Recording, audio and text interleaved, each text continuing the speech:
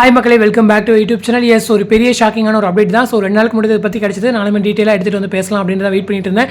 S, நம்மளுடைய favourite channel colours Tamil வந்துட்டு shut down பண்ண போகிறாங்க அப்படின்ற ஒரு அப்டேட் கிடச்சிருக்கு. எஸ், எல்லாருக்குமே தெரியும், வயாக்காமும் வந்துட்டு ரிலையன்ஸ், அதாவது ரிலையன்ஸ் கூட கம்பைன் ஆயிருந்தாங்க ஆல்ரெடி. இப்போ ஸ்டார் நெட்வொர்க்குமே கூட அவங்க கூட கம்பைன் பண்ணுறாங்க. ஸோ அதனால் வயாக்காமும் ஸ்டார் நெட்வொர்க்கும் சேர்ந்து அதுக்கப்புறம் ஒளிபரப்பாகும். அதாவது இவங்களுக்கு இருக்க ரைட்ஸ் அவங்களுக்கு ஷேர் ஆகும், அவங்களுக்கு இருந்த ரைட்ஸ் வந்து இவங்களுக்கு ஷேர் ஆகும். ஸோ இந்த மெர்ஜில் வந்துட்டு என்ன நடந்திருக்கு அப்படின்னா, ஒரு சில ரீஜனில் இப்போ நம்ம தமிழ்நாடு இருக்கு இல்லையா, இங்கே வந்துட்டு ஏதாச்சும் ஒரு சேனலை ஸ்டார் நெட்வொர்க் சைடில் இருந்தோ இல்லை கலர் சைடில் இருந்தோ நீங்கள் ஸ்டாப் பண்ணணும் அப்படின்ற மாதிரி வந்து பேசியிருக்காங்க போல். இதே மாதிரி நிறைய லாங்குவேஜஸில் வந்து நடந்திருக்கு. ஒரு சில இடத்துல ஸ்டார் நெட்வொர்க்கும் கட் பண்ணுறாங்க, ஒரு சில இடத்துல வந்துட்டு கலர்ஸுமே கட் பண்ணுறாங்க. அந்த வகையில் நம்ம தமிழில் வந்துட்டு கலர்ஸ் சேனலை வந்து கட் பண்ணுறாங்க.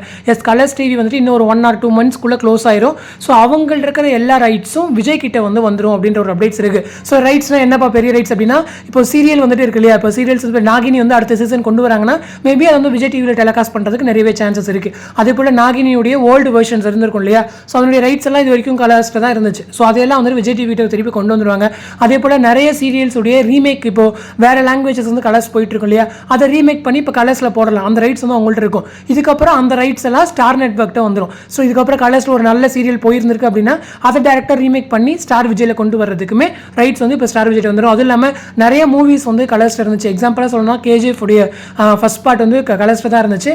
அதையுமே தூக்கிட்டு வந்து இவங்க இதுக்கப்புறம் விஜயில் போகிறதுக்கு நிறையவே சான்சஸ் இருக்குது அப்படிங்கிறதான்.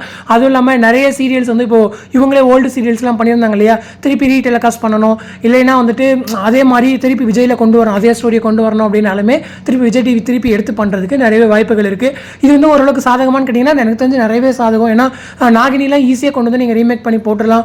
ஓல்டு வெர்ஷன்ஸ்லாம் நாகினி ஈஸியாக வந்து டெலிகாஸ்ட் பண்ணலாம். இப்போ 10:30 ஸ்லாட்லாம் ஈஸியாக ஃபில் பண்ணிட்டு போயிடலாம். ஏன்னா கலர்ஸ் வெர்ஷன் வந்துட்டு நிறைய டப்பிங் சீரியல்ஸ் இந்த மாதிரி ஸ்னேக் ரிலேட்டடாகவோ இல்லை இந்த டிவோஷனல் ரிலேட்டடாகவோ நிறைய சீரியல்ஸ் வச்சுருந்தாங்க. ஸோ அந்த சீரியல்ஸ்லாம் ஈஸியாக வந்துட்டு இந்த 6 o'clock ஸ்லாட்டு 10:30 ஸ்லாட் இதெல்லாம் வந்து ஃபில் பண்ணிடுவாங்க.